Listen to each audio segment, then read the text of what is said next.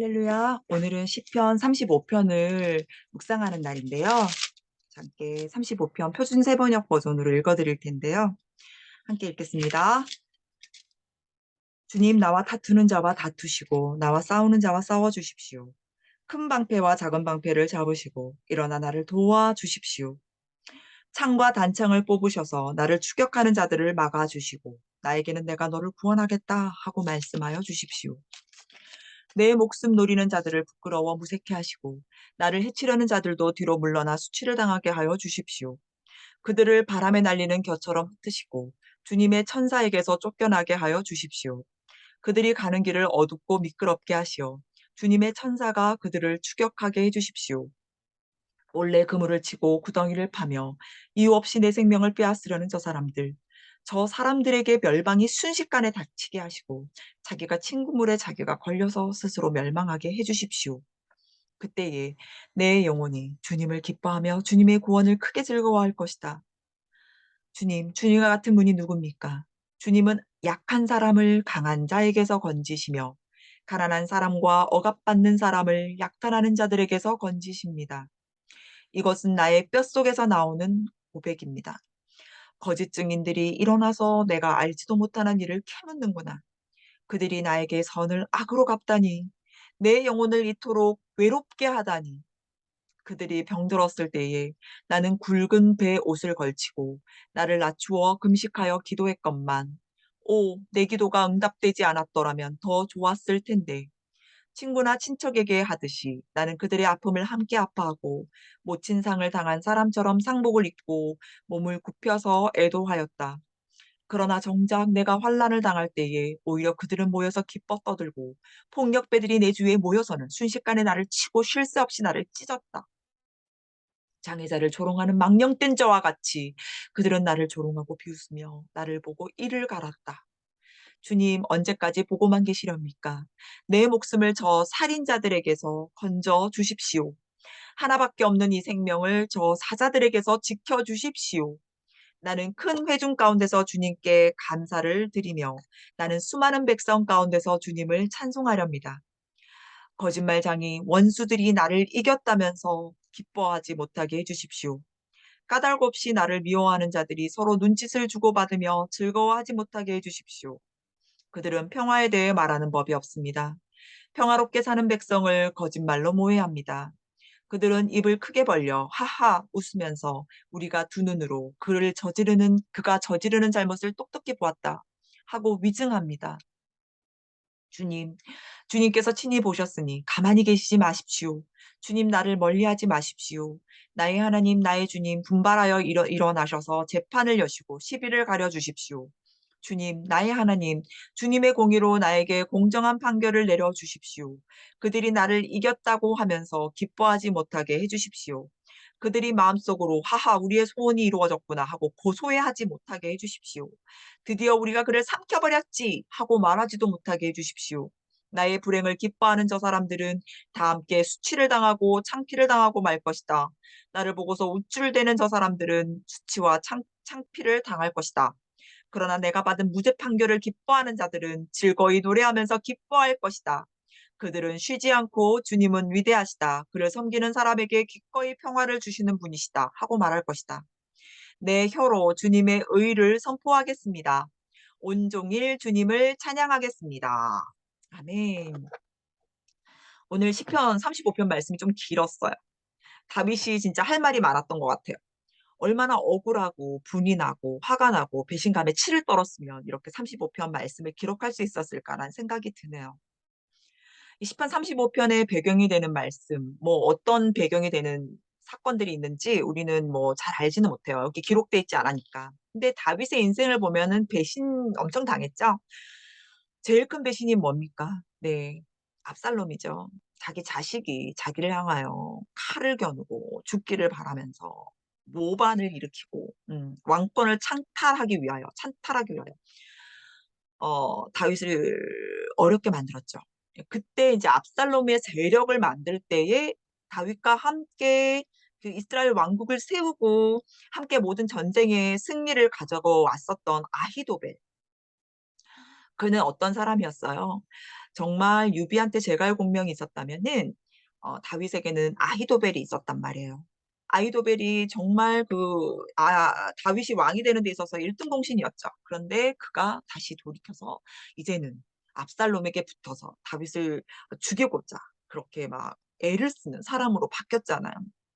정말 내가 사랑하고 내가 의지하고 내가 정말 기대고 그리고 내가 함께 사랑하고 함께 웃고 함께 울었던 사람으로부터 오는 배신은 진짜 너무 큰 고통인 것 같아요. 다윗이 그런 고통을 당했기 때문에 아마 이렇게 이런 시편을 쓰지 않았나라는 생각을 하게 되거든요. 근데 아이도벨 그래요. 맞아요. 압살롬 자기 자식인데 사실은 자식이 부모가 자식 이기는 부모가 어디 있겠어요. 압살롬은 권력의 욕심, 왕권에 대한 욕심으로 다윗을 죽이고자 했지만 다윗은 압살롬이 죽었을 때에 정말 너무너무 큰 고통에 슬픔에 "내 아들 압살롬아, 내 아들 압살롬아." 하면서 막 울었단 말이에요. 그런 거를 보면은 참 자식들은 자녀들은 부모의 마음을 잘 모르는 것 같아요. 음.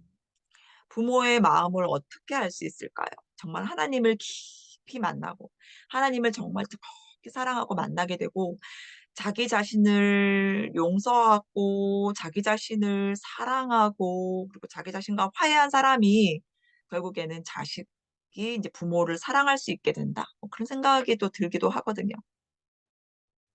이거 뭐 심리학적인 얘기이기는 해요. 네. 오늘 아침에 그런 생각을 했는데 제가 제 자신을 좀 일찍 용서하고 더 많이 사랑했다면 제가 우리 엄마와 언니와 그리고 우리 딸 그러니까 여성들 제 가족의 가장 가까운 여성 엄마와 언니와 내 딸을 더 깊이 이해하고 사랑하는 일을 일찍 했을 텐데 내가 너무 어렸을 때 철없을 때에 이들에게 많은 상처를 주었구나라는 묵상을 잠깐 한 적이 있었거든요. 갑자기 말이 샜는데 어쨌든 아이도벨의 배신을 보세요. 아이도벨의 배신은 정말 엄청나죠. 그가 얼마나 다윗이 의지했던 모략가였어요. 그런데 그는 이제 압살롬에게 붙어서 다윗을 죽이고자 합니다. 그리고 책략과 모략을 써서 정말 거의 다윗이 아이도벨 때문에 거의 죽게 됐어요. 후세가 아니었다면 아이도벨의 모략, 다윗이 도망갈 때 얼른 쫓아가서 다윗을 진멸하라고 하는 그 말을 압살롬이 들었다면 정말 다윗은 구원받을 길이 없었고 압살롬의 그 모방과 반역은 성공적으로 있었을 거예요. 근데 어 아이도벨과 후세가 전혀 다른 내용의 지략을 써서 압살롬에게 예 조언을 했을 때에 물론 후세는 다윗의 편이었고 네 그렇게 압살롬의 솔직히 인제 거기 들어가서 그 뭐라 그러죠? 그러니까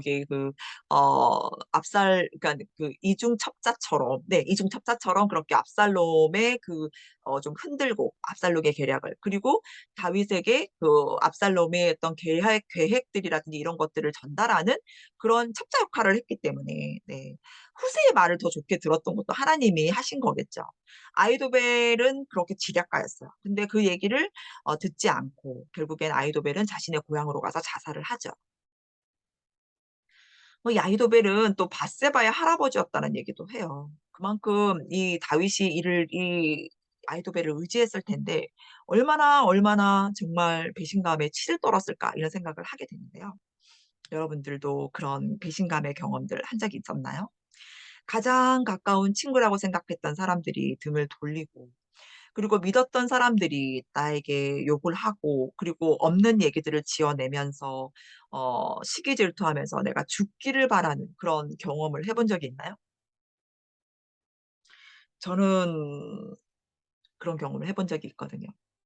학위 받을 때, 박사학위 받을 때 제가 그 세 분의 교수님 중에 한 분 유력한 교수님, 제 지도 교수님은 아니셨지만 유력한 교수님한테 미움을 받았거든요. 엄청 미움을 받아서 성적도 뭐 굉장히 뭐 안 좋은 성적 다 받고 그리고 인제 제일 이제 치명적이었던 거는 저를 보려고 하지 않았죠. 저를 아예 보려고 하지 않으셨고 종합시험 그 영어 시험 통과하고 종합시험을 통과해야지 논문을 쓸 수 있었거든요. 근데 이 종합시험에서 저를 떨어뜨리신 거예요. 두 번 떨어지면은 박사 학위는 그냥 아예 그냥 물 건너가는 그런 상황이었어요. 그래도 하나님이 자비하심을 베푸신 거죠. 그렇게 저를 미워했는데 두 번째는 그래도 붙여주셨어요. 아무리 공부해도 아무리 내가 열심히 해도 그 권력을 쥐고 있는 내 박사 학위를 줄 수 있도록 하는 그 길에 있어서의 드라이브를 할 수 있는 주도권을 갖고 있는 그 사람이 저를 미워한다고 생각을 하니까 무기력감? '내가 아무리 공부를 해도 소용이 없구나. 내가 아무리 뭔가를 열심히 해도 소용이 없구나.'라고 하는 그 무기력감과 그분을 향한 그 미움과 증오, 그리고 그분 주위에서 나에 대하여 끊임없이 안 좋은 이야기들을 만들어서 그 교수님께 전달하는 무리들도 있었단 말이에요. 그러다 보니까 제가 굉장한 그 미움과 증오와 고통과 아픔과 배신감에 치를 떨었죠. 그 이유들도 뭐 보면은 제가 풀 스칼라십을 받았다. 그 학사학위를 풀 스칼라십, 그러니까는 전액 장학금을 받았기 때문에 그런 미움을 받았고, 또 제가 또 박사 과정에 들어가자마자 또 제가 잡을 받았거든요. 학교에서 잡을 얻을 수 있었거든요. 그러다 보니까 모든 게 너무 잘 되니까 '쟤는 실력도 없는데 왜 저렇게 잘 나가?'라고 하면서 미워하고 증오하고 그런 시기하는 무리들이 있었죠. 그런데 이제 그거를 이제 근데 교수님 세 분 중에 한 분이 저를 미워하기 시작하니까, 유력하다고 하는 그 교수님이 저를 미워하니까 '때는 이때다.' 싶어 가지고 계속 안 좋은 거짓말들을 그분에게 알려 드리고, 제가 굉장히 이 교수님을 미워하고 대적한다는 그런 얘기들을 말짓을 해 가지고 저로 하여금 이 교수님과 완전히 등을 지게끔 만들어 버렸죠. 그래 가지고 종시도 떨어지고 했는데 하나님의 은혜였어요. 정말 종시 두 번째 되고, 그리고 1년 만에 박사학위를 받았죠, 논문을 써서. 보통 콜로퀴움을 했을 때에 그 박사 그 논문의 그 타이틀 그 제목을 끝까지 갖고 가는 사람들이 거의 없어요. 쓰다가 뭐 방향도 바뀌기도 하고 제목 틀어지는 건 너무 다반사고요. 거의 제목이 첫 번째 썼던 그 시작했던 그 제목대로 그대로 이끌고 가는 사람 없거든요. 근데 저는 첫 번째 그 제일 콜로퀴움에서 썼던 그 제목 타이틀이 마지막 저 퍼블리셔한 논문의 제목이거든요. 그 얘기는 뭐예요? 하나님이 제 논문을 써 주셨다는 거죠. 네. 하나님께서 지도해 주셨다는 거죠. 여러분, 제가 기도를 되게 열심히 했어요. 그랬을 때에 정말 사통팔방 모든 사람들이 나를 미워하고 그 교수님은 저를 졸업실 시킬 생각이 없고, 저는 뭐 가능성이 없었어요. 박사를 받을 수 있는 가능성은 정말 제로에 가깝다고 할 수 있었는데, 하나님께서 제게 이렇게 말씀하셨거든요. "네 인생을 주도하고 주관하며 네게 박사를 주는 사람은 그가 아니다. 내가 너의 인생의 주관자고 너의 박사를 주는 자도 나다." 하나님은 그렇게 말씀해 주셨거든요. 그러니 "그에 대해서 신경 쓰지 마라. 너는 네 일만 해라."라고 하셨거든요. 그래서 저는 열심히 사역했고 열심히 기도했고 열심히 논문을 썼습니다. 그랬더니 하나님께서 저에게는 박사학위를 주셨고, 그리고 저를 조롱하는 무리들은 수치를 당하고, 또 저를 이렇게 미워하던 사람들이 오히려 수치를 당하는 그런 결과가 나왔거든요. 그렇다고 해서 저는 뭐 그들이 그렇게 된 거에 대해서 기뻐하지 않아요. 왜냐하면 그들은 그들과 하나님과의 관계인 거고, 저도 저와 하나님과의 관계인 거고, 이게 모든 것들이 다 이렇게 분리되는 느낌? 우리의 인생, 그리고 하나님과의 인생, 그리고 그들은 그들과 하나님의 인생이 있는 거죠. 각자의 인생에서 하나님과 동행하면서 그의 역사를 써가는 것뿐이에요. 그랬기 때문에 저는 아무런 부분에서도 개의치가 않았고, 그들이 잘못됐다는 얘기를 들었을 때도 기뻐하지도 않았고요. 그리고 저는 오직 하나님께만 감사했거든요. 감사했거든요. 그렇기 때문에 여러분의 인생의 주관자는 하나님이시다. 그리고 이 모든 그 고통과 아픔의 그 시기들을 사람들한테 그 얘기를 해 봤자 소용이 없어요. 그 좋은 소리도 한두 번이지, 제 고통당하는 거 막 제가 많은 사람들에게 얘기해도 저의 분노 게이지만 올라가요. 얘기할 때마다 제일 문제가 뭐냐면, 제가 어떤 그 교수님이 나를 이렇게 조금씩 떨어뜨렸어. 그 교수님이 나를 이렇게 욕했어. 그리고 내 주변에 있는 사람들이 나한테 이렇게 했어. 이런 얘기들을 계속하면 할수록 저한테 계속 뭔가 진정이 되고 해소가 되는 게 아니라 내 안에 분노가 또 막 끓어오르는 거야. 분노가 끓어오르니까 또 어때요? 또 그 분노를 쏟아냈으니까 그 대상에 대한 또 두려움이 오는 거예요. 그가 주관자라서 내 논문을 통과시키고 나를 종시를 떨어뜨리고 붙이는 사람이니까 '나를 종시를 또 떨어뜨릴 거야.'라고 하는 두려움이 오는 거죠. 그 불안이 또 오는 거죠. 이게 반복이 되는 거예요. 근데 이거 필요 없어요. 다 필요 없는 일이고 헛된 일이고 그냥 하나님만 바라보고 기도하기 시작했던 거거든요. 내 인생에 책임지시는 하나님, 내 인생의 주관자 되시는 하나님, 내게 학위를 주시는 분 하나님, 내 모든 것들을 다 지도하시는 분도 하나님이라는 믿음이 있었기 때문에, 하지만 알려드렸죠, 하나님께. 이 사람들이 이렇게 이렇게 욕을 했습니다. 하나님 도와주십시오. 하나님 정말 이렇게 슬프고 힘듭니다. 하나님 도와주십시오. 라고 기도는 했죠. 그래서 결국에는 어떻게 됐어요? 하나님께서는 그때 그 고통스러웠던 거 다시 기억해도요, 그때 정말 힘들었던 것 같은데 지금은 전혀 그 기억이 나지 않거든요. 그리고 제가 그 과정을 통과하고 나온 다음에 얻었던 것 중에서 가장 큰 거는 뭔지 아세요? 앞으로 일어날 모든 미래에 대해서도 두려워하지 않는다는 거예요. 정말 어떤 권력을 갖고 있고, 그리고 제 인생에 있어서의 뭔가 힘이 되어 줄 것 같고, 나를 받쳐줄 것 같고, 나를 끌어줄 것 같은 그런 인생을 의지하지 않게 되었어요. 오직 하나님, 오직 예수님, 그분만을 의지하고 그분께 기도하는 거. 그리고 나는 내게 주어진 일을 최선을 다해서 하는 거. 그걸 얻게 된 것 같아요. 그 삶의 태도가 저한테 있어서는 보물이라는 생각이 들거든요. 여러분은 어떠세요? 지금 정말 오해의 그릇 속에 있으면서 억울한 일 다 하고 계신가요? 그리고 배반당하고 계셔서 치를 떨고 계시는 분은 계시지 않은가요? 내 인생이 마치 누군가가 내 인생에 있어서 주관자로서의 키를 잡고 있는 사람처럼 느껴져서 그 사람이 나를 미워하기 때문에 나는 무기력감, '내가 아무리 잘해봤자 소용없다.'라고 하는 무기력감에 빠져 있는 분도 계시지 않나요? 다 소용없는 일입니다. 우리의 인생의 주관자는 하나님이시고 그들의 인생의 주관자도 하나님이세요. 그리고 이 세상 모든 만물은 다 하나님께서 붙잡고 계시고 하나님이 주도하고 계십니다. 믿으시면 아멘. 그랬을 때에 여러분들 정확하게 뭘 해야 되는지 뚜렷하게 알게 되죠. 다윗도 마찬가지였던 것 같아요. 다윗도 자기가 해야 될 일이 무엇인지를 35편 마지막 절에 알았죠. 28절. 항상 결론은 마지막에 나옵니다. 내 혀로 주님의 의를 선포하겠습니다. 온종일 주님을 찬양하겠습니다. 여기서 있잖아요. 내 혀로 나의 의를 선포하겠습니다 하지 않았어요. 온종일 주님을 찬양하겠습니다라고 했고 주님의 의를 선포하겠다고 했습니다. 결국엔 뭐예요? 나도 마찬가지예요, 여러분. 내가 내 의가 더 저들보다 뛰어난 것 같아요? 나를 그렇게 괴롭혔던 그 교수님보다 내 의가 더 옳았다고 생각하나요? 하나님 앞에서는 다 객긴 도끼이거든요. 개찐 도찐이거든요. 하나님 앞에서는 아무리 잘났고 아무리 의롭고 아무리 정말 권력을 갖고 있다고 하더라도 하나님이 이렇게 내려다 보시면 바닷가의 모래알처럼 모래알들끼리 "내가 커. 내가 더 투명해."라고 하면서 자기 잘난 척을 하는 것뿐이지 하나님 보시기엔 다 똑같단 말이에요. 그런데 하나님이 눈여겨보시는 사람들은 누구예요? 하나님을 의지하고 또 의지하는 사람들. 하나님을 기다리고 기다리고 또 기다리는 사람들. 하나님만 바라는 사람들. 하나님만 찬양하는 사람들. 하나님의 의만을 칭송하며 찬양하는 사람들. 그런 사람들을 눈여겨보신단 말이에요.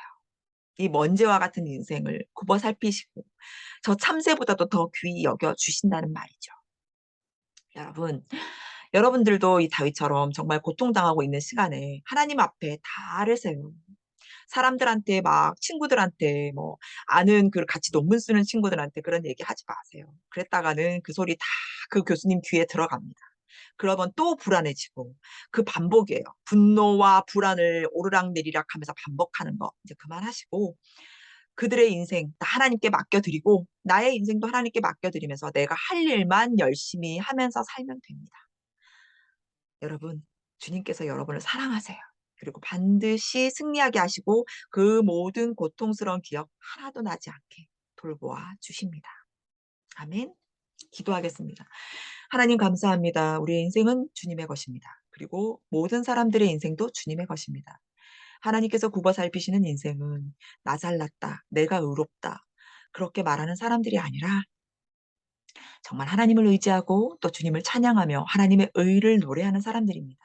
하나님, 우리가 그 삶의 태도를 잃지 않고 내게 주어져 있는 일들을 최선을 다하여 하며 모든 일들을 하되 주께 하듯이 하고 오직 주님만을 바라고 기다리는 우리 모두가 될 수 있도록 인도하여 주시옵소서.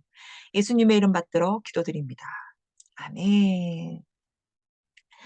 저는 시편 36편으로 내일 다시 돌아올게요. 샬롬.